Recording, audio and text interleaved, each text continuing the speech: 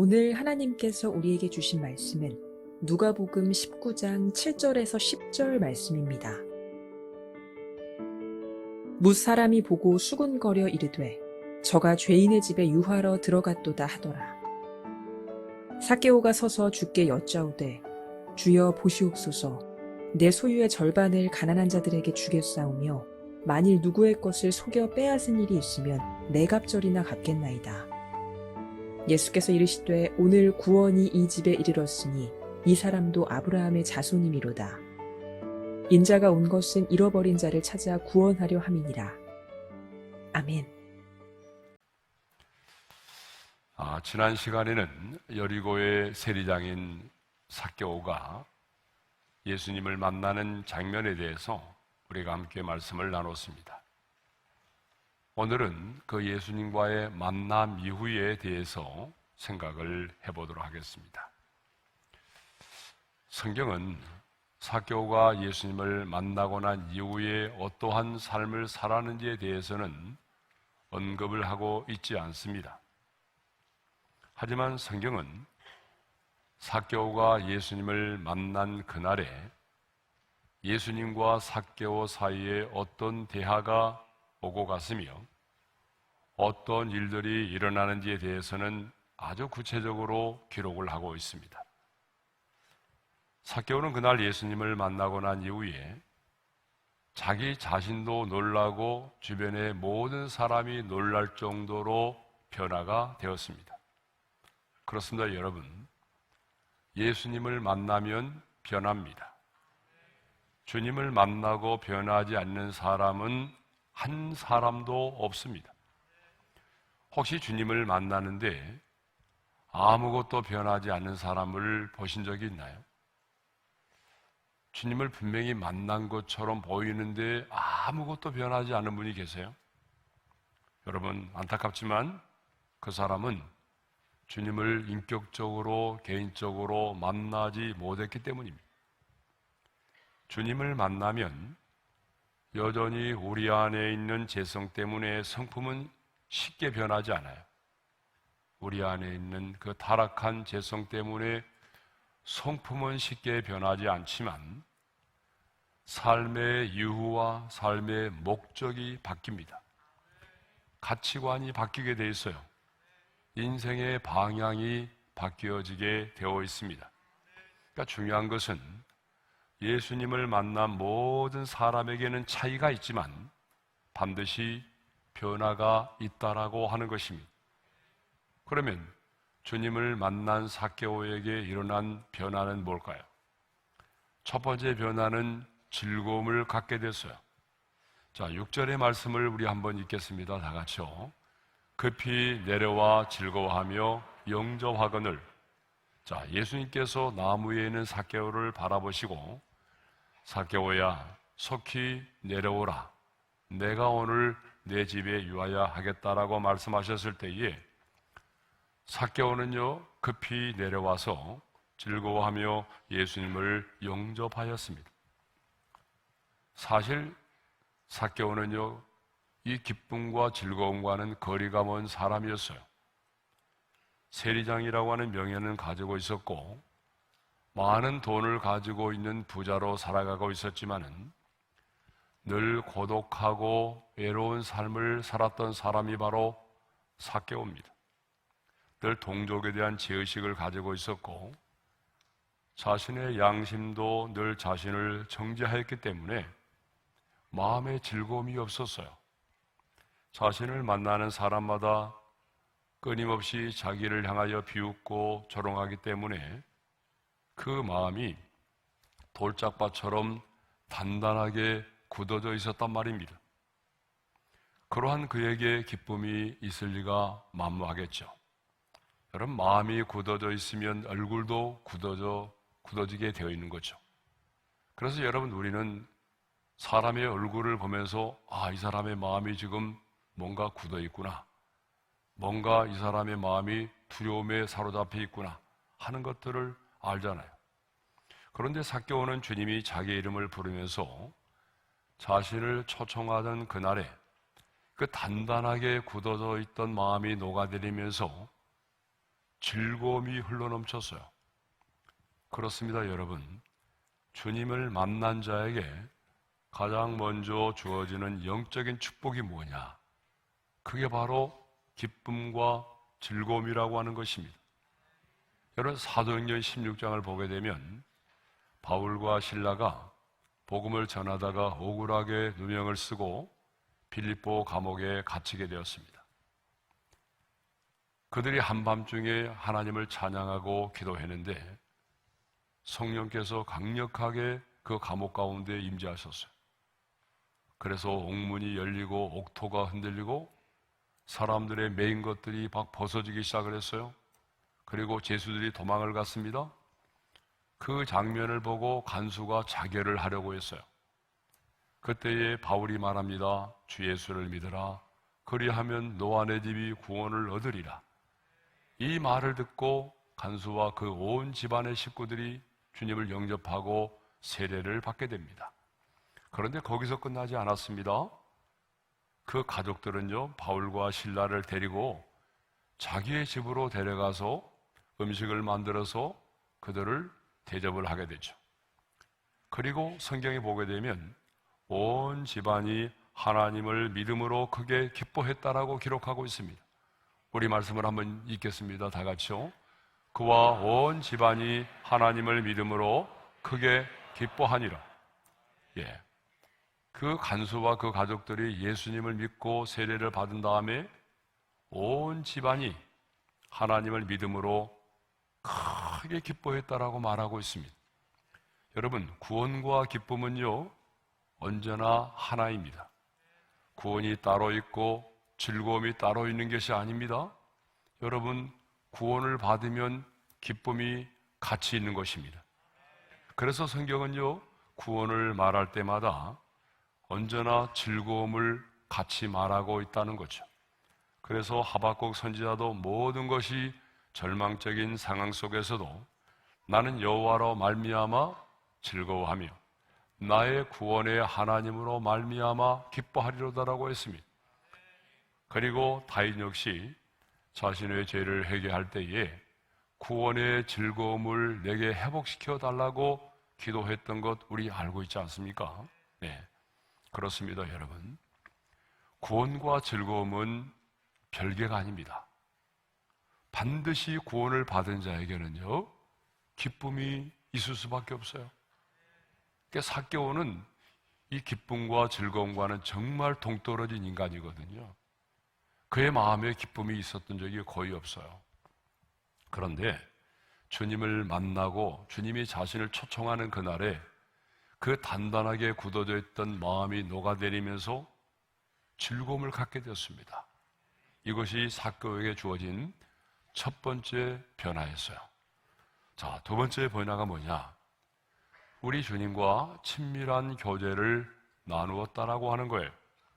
주님은 삭개오에게 속히 내려오라고 한 다음에 내가 오늘 내 집에 유하여 하겠다라고 말씀하셨습니다. 여기서 유하여야 하겠다라고 하는 말은 집에 내가 지나가는 길에 잠깐 들리겠다는 말이 아닙니다. 그 집에 머무르시면서 먹고 함께 주무시겠다는 거예요. 그러면 왜 예수님께서 삭개오의 집에 유하기를 원하셨을까요? 시장하셨기 때문일까요? 아니면 먹고 쉴 만한 곳이 없어서였기 때문일까요? 아니면은 며칠간 좀 신세를 지고 싶어서일까요? 아닙니다. 주님께서 삭개오의 집에 유하기를 원하셨던 더 중요한 이유가 있습니다. 그것은 바로 삭개오와 친밀한 교제를 나누기 위해서입니다. 우리 주님께서 삭개오의 집에 들어가서 삭개오와 함께 먹고 마시고 함께 주무시면서 그 외롭고도 고독한 마음을 가진 삭개오, 아픈 마음을 가진 삭개오와 친구처럼 친밀한 교제를 나누기를 원하셨던 것입니다. 그러니까 주님은요, 만남 후에 뭘 요구하신 거죠? 관계를 요구하신 것입니다. 주님께서 삭개오를 찾아와 주시고 만나 주신 것은 삭개오와 친밀한 관계를 갖기 위해서였습니다. 교제하기 위해서입니다. 이것을 보게 되면 여러분, 구원이라고 하는 것은 소유가 아니라 관계인 것을 알 수가 있습니다. 우리 한번 따라서 합시다. 구원은 소유가 아니라 관계이다. 예, 그렇습니다, 여러분. 구원은요, 소유가 아니라 관계임을 알 수가 있습니다. 많은 사람들이 구원을 소유로만 생각합니다. 물론 맞습니다. 우리는 예수를 믿음으로 영생을 얻었습니다. 또 우리가 잘 아는 말씀처럼 아들이 있는 자에게는 생명이 있고 하나님의 아들이 없는 자에게는 생명이 없느니라는 이 말씀처럼 우리는 하나님의 아들의 생명을 가지고 있습니다. 그 아들의 생명으로 인하여 우리는 거듭났고 그 아들의 새 생명으로 살아가고 있습니다. 그러면 왜 하나님이 우리에게 이 영생과 생명을 주셨느냐라고 하는 것입니다.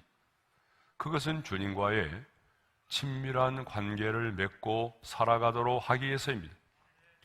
그래서 요한계시록 3장 20절 우리가 너무 잘 아는 말씀이잖아요. 함께 우리 한번 암송해 볼까요? 다 같이요. 볼지어다 내가 문 밖에 서서 두드리노니 누구든지 내 음성을 듣고 문을 열면 내가 그에게로 들어가 그와 더불어 먹고 그는 나와 더불어 먹으리라. 여기서 먹는다는 말은 무슨 말이에요? 교제를 말하죠. 사귐을 말합니다. 주님이 내 안에 왜 들어오셨습니까? 주님이 왜 나를 구원하셨습니까?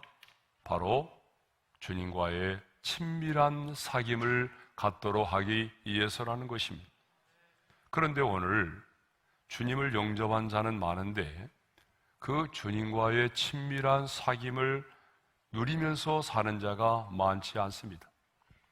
왜냐하면 방금 말씀드린 것처럼 구원을 소유로만 생각하고 있기 때문입니다. 나는 영생을 얻었다. 내 안에 하나님의 생명이 있다. 구원을 소유로만 생각하기 때문에 그래요. 그러나 방금 말씀드린 것처럼 구원은 소유만이 아니라 관계라는 사실입니다. 많은 사람들이 구원을 소유로만 생각하기 때문에 내가 받은 구원을 천국행 티켓으로만 알고 있어요. 나는 이제 영생을 얻었다. 그러니까 나는 천국행 티켓을 이미 확보했다. 천국행 티켓을 가지고 있기 때문에 아무렇게나 살아도 나는 천국에 들어갈 수 있다. 이렇게 생각하고 살아가는 거예요. 아닙니다, 여러분. 정말 여러분들이 주님을 만났다고 한다면 이제 주님과의 관계가 맺어졌습니다. 그러므로 주님과의 친밀한 관계의 축복을 누리면서 살아가시기를 바랍니다. 주님이 우리에게 요구하는 것은 아주 주님과의 친밀한 사귐입니다. 사귐. 네. 자, 세 번째로 주님을 만난 삭개오에게 일어난 세 번째 변화는 사람들의 평가에 흔들리지 않았다라고 하는 거죠.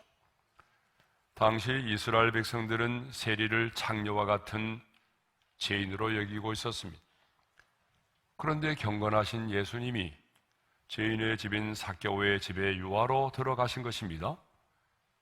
여러분, 이것은 이스라엘 백성들에게는 상상할 수 없는 아주 충격적인 사건이었습니다.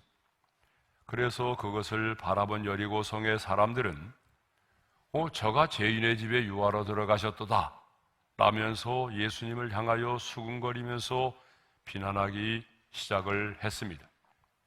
아니, 얼마 전까지만 해도 예수님을 만나보기 위해서 거리로 나왔던 그 많은 군중들이 한순간 돌변해서 예수님에 대하여 수군거리고 비난하기 시작을 한 것입니다. 하지만 예수님은 아랑곳하지 않고 삭개오의 집에 들어가서 그와 교제를 나누셨습니다.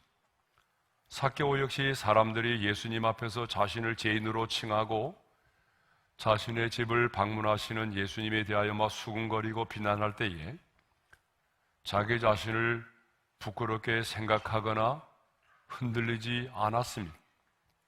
만일 삭개오가 예수를 만나는 것과 자신의 집을 방문하는 것에 대해서 부끄럽게 생각했다고 한다면 아마 예수님이 내가 오늘 내 집에 유하여야 하겠다라고 말씀하셨을 때에 아마 조용히 귓속말로 예수님에게 다가가서 이렇게 말했을 것 같아요. 예수님께서 저희 집에 오시는 것 저는 환영합니다. 하지만 사람들이 분명히 수군거리고 비난을 할 것입니다. 그러니 사람들이 보지 않을 때에 조용히 저희 집으로 와주십시오. 저희 집은 저 사거리에서 우측 방향으로 두 번째 집입니다. 그런데 삭개오는 그렇게 하지 않았습니다. 예수님을 만난 이후에 사람들이 자신을 죄인이라고 부르고 예수님께서 자신의 집을 방문하는 것에 대해서 막 비난하고 조롱할 때에 흔들리지 않았다는 거예요. 그래서 예수님을 자신의 집에 모신 다음에 8절에 보게 되면 서서 주께 여짜오되라는 말씀이 있어요. 사람들이 보는 앞에서 아주 당당하게 서서 주님 앞에서 말씀을 여쭈었다는 얘기죠. 그렇습니다. 예수님을 참으로 만난 사람들은요, 이렇게 사람들의 평가에 흔들리지 않는다라고 하는 것입니다. 우리도 신앙생활 하다 보게 되면 이런 말을 들을 때가 있잖아요. 네가 언제부터 예수 믿었다고 그래? 너만 예수 믿고 다니냐? 아니면 네가 예수를 믿고 난 다음 하나라도 잘된 것이 있으면 얘기해봐. 예수 믿고 난 다음에 잘 풀린 게 있으면 하나라도 얘기해보라고. 하지만 예수님을 인격적으로 만난 사람들은요, 이렇게 사람들이 나를 향하여 끊임없이 수근거리고 비난을 해도 사람들의 평가에 흔들리지 않는다는 것입니다. 네가 언제부터 예수 믿었다고 그래? 예? 우리가 아주 잘 듣는 말이잖아요. 너 예수 믿고 잘된 거 있어? 하나라도 얘기해봐. 여러분, 이렇게 사람들이 우리를 향하여 수근거리고 비난해도 예수님을 만난 사람들은 그들의 비난과 수근거림에 대해서 흔들리지 않는다는 것입니다. 다른 사람들의 시선과 다른 사람들의 평가에 대하여 흔들리지 않습니다. 여러분, 왜 그럴까요? 그것은 예수님을 만남이 내 인생의 진정한 성공이고 예수를 믿고 구원을 받음이 내 인생의 진정한 행복이기 때문입니다. 아니, 다른 사람은 나를 몰라줘도 그 주님이 나를 아시고 인정해 주시면 우리는 그것으로 만족하기 때문이죠. 자, 네 번째 변화는 뭐냐면 회개의 결단이 있었다라고 하는 것입니다. 삭개오는 예수님을 자신의 집으로 모셔서 말씀을 듣는 중에 회개의 결단을 하게 됩니다. 자, 우리 8절의 말씀을 우리 함께 읽겠습니다. 다 같이요. 주여 보시옵소서. 내 소유의 절반을 가난한 자들에게 주겠사오며 만일 누구의 것을 속여 빼앗은 일이 있으면 내 갑절이나 갚겠나이다. 회개의 결단은 두 가지였습니다. 첫째로 내 소유의 절반을 가난한 자들에게 주겠다라고 하는 것입니다. 여러분, 아무리 많은 돈을 가지고 있어도요, 자신의 소유의 절반을 가난한 자들에게 준다는 것이 쉽지 않습니다. 예? 두 번째로는 속여 빼앗은 일이 있으면 4배로 갚겠다라고 하는 것입니다. 여러분, 원래요, 율법의 배상법에 의하면 원금의 20%를 더 얹어서 배상하면 됩니다. 그런데 삭개오는요, 예수님께 강제로 빼앗은 것이 있으면 4배로 갚겠다라고 했어요. 왜 그는 20%가 아니라 400%로 갚겠다고 했을까요? 그것은 자신이 세리장으로 있으면서 누군가를 속여서 빼앗은 것들을 그냥 속여서 빼앗은 것으로 생각하는 것이 아니라 도적질이라고 생각을 했다는 거예요. 왜냐하면 출애굽기 22장 1절에 보게 되면 도둑질에 대한 배상은 이렇게 말씀하고 있어요. 우리 한번 읽겠습니다. 다 같이요. 사람이 소나 양을 도둑질하여 잡거나 발면 그는 소 한 마리에 소 5마리로 갚고 양 한 마리에 양 4마리로 갚을지니라. 그러니까 주님을 만나기 전까지는 세금을 좀 더 많이 부과해서 착복하는 것은 세리라고 하는 자신의 직업상 그렇게 하는 것이 맞다라고 생각을 했어요. 아니, 어쩔 수 없는 일이라고 그냥 생각을 했던 거죠. 그런데 빛 대신 주님을 만나고 나니 그것이 뭐예요? 남의 것을 빼앗는 도둑질과 같다는 것을 깨닫게 된 것입니다. 그래서 4배로 갚아주겠다라고 말을 했습니다. 이렇게 주님을 만난 삭개오는 진정으로 자신의 죄를 회개했습니다. 그 회개에 합당한 열매를 맺었습니다. 사실 이렇게요, 가난한 자들에게 소유의 절반을 나눠주고 그리고 속여 빼앗은 것이 있다면 4배로 갚겠다고 했으니 여러분, 물어볼 것도 없습니다. 이제 수중에 남은 돈은 하나도 없게 될 것입니다. 그런데 여러분, 삭개오에게 이 돈은 어떤 돈입니까? 하루아침에 주식으로 만든 돈이 아니잖아요. 자기 백성들로부터 동족의 피를 빨아먹는 거머리와 같은 놈, 수전노, 매국노, 노마의 앞잡이, 창기와 같은 놈, 면허증을 가진 강도, 이런 말을 수없이 들으면서 온갖 비난과 수치와 조롱을 다 받으면서 참고 모은 돈입니다. 눈물로 모은 돈이에요. 사람들이 자기를 비난하고 조롱하는 순간에도 그래, 나는 돈이 있어야 돼. 키가 작은 핸디캡을 가지고 있으니까 나는 더더욱 돈이 필요해. 돈만 있으면 나는 행복할 수 있어. 돈만 있으면 쟤들도 나를 함부로 하지 못할 거야. 그러면서 여러분, 눈물로 모은 돈입니다. 이렇게 물질만을 위해서 살아왔던 삭개오가 이제는 자신의 소유의 절반을 가난한 자들에 주겠다라고 말합니다. 빼앗은 일이 있으면 4배로 갚겠다라고 말합니다. 삭개오가 이렇게 예수님과 많은 사람들 앞에서 회개의 결단을 한 것은 돈이 많아서가 아닙니다, 여러분. 예수님을 만났기 때문입니다. 예수님을 만나고 나니까 돈보다 더 소중한 것이 있다는 것을 깨닫게 된 거죠. 주님을 만나고 나니까 돈과 명예와 권력이 인생의 전부가 아님을 깨닫게 된 것입니다. 물질이 행복의 요소가 아니라고 하는 것을 깨닫게 된 것입니다. 그래서 모든 소유에게서 해방될 수가 있었습니다. 주님을 만남으로 이렇게 인생의 가치관이 바뀌게 된 것입니다. 그래서 자신만을 위해서 움켜쥐는 인생을 살았던 사람이 이제는 베풀며 나눠주는 사람으로 바뀌어지게 된 것입니다. 이렇게 삭개오는 진정으로 자신의 죄를 회개하였고 회개에 합당한 열매를 맺게 되었습니다. 사랑하는 성도 여러분, 삭개오만이 아니라 누구든지 예수를 만나면 이런 변화가 일어난다는 것입니다.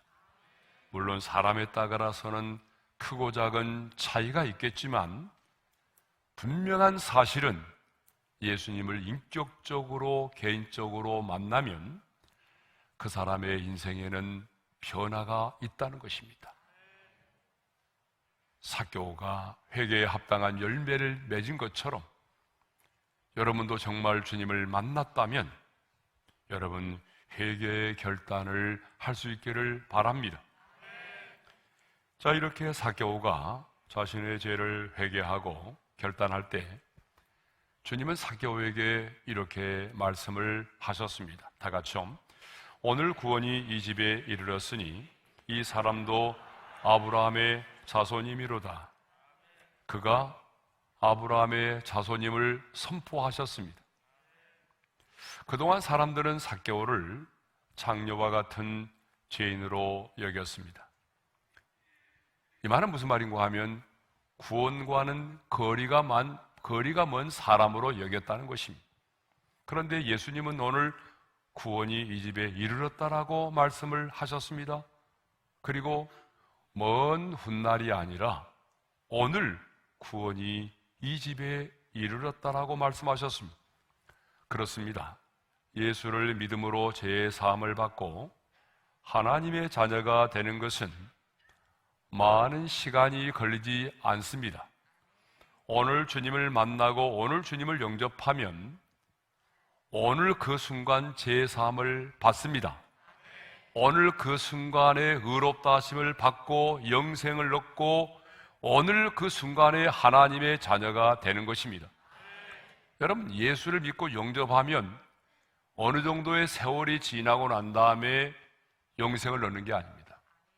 여러분, 예수를 믿고 영접하면 오늘이라고 하는 그 시간에 제사함을 받고 하나님의 자녀가 되고 영생을 얻게 되는 것입니다.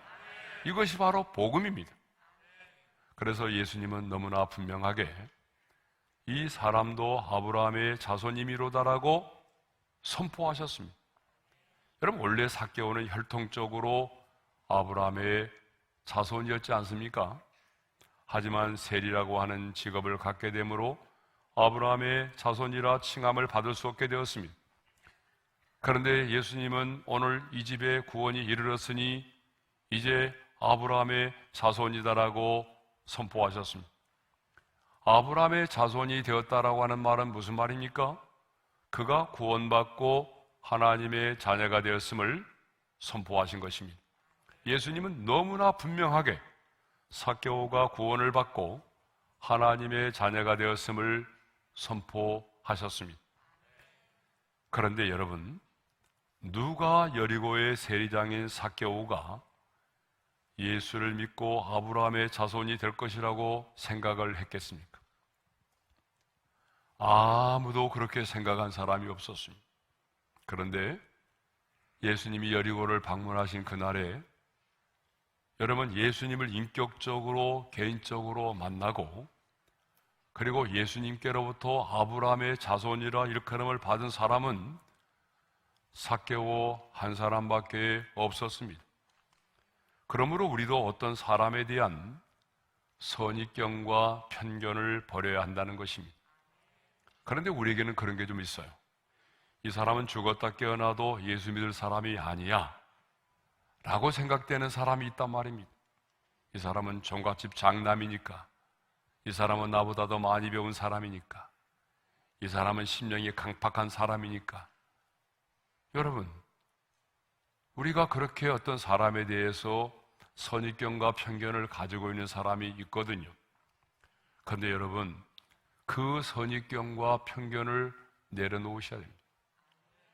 왜냐하면 정말로 이 사람은 안 될 것이다, 이 사람은 구제불능이야 라고 생각하는 사람이 오히려 더 빨리 복음 앞에 반응하고 예수님을 영접하는 사람이 있어요. 또 우리가 생각할 때 이 사람은 금방 예수 믿을 사람처럼 언제나 복음만 전하면 알았어, 나 믿을게, 언젠가는 믿을 거야, 그렇게 입술로는 말하면서도 진짜 예수 안 믿는 사람이 있어. 죽을 때까지도 안 믿는 사람이 있어요. 여러분, 그런 사람이 있잖아요. 그러니까 여러분들이 스스로 어떤 사람에 대한 구원에 관한 선입견과 편견을 버려야 됩니다. 자, 10절의 말씀은 왜 예수님이 이 땅에 오셨는지에 대하여 말씀하고 있습니다. 우리 10절의 말씀을 함께 읽겠습니다. 다 같이요.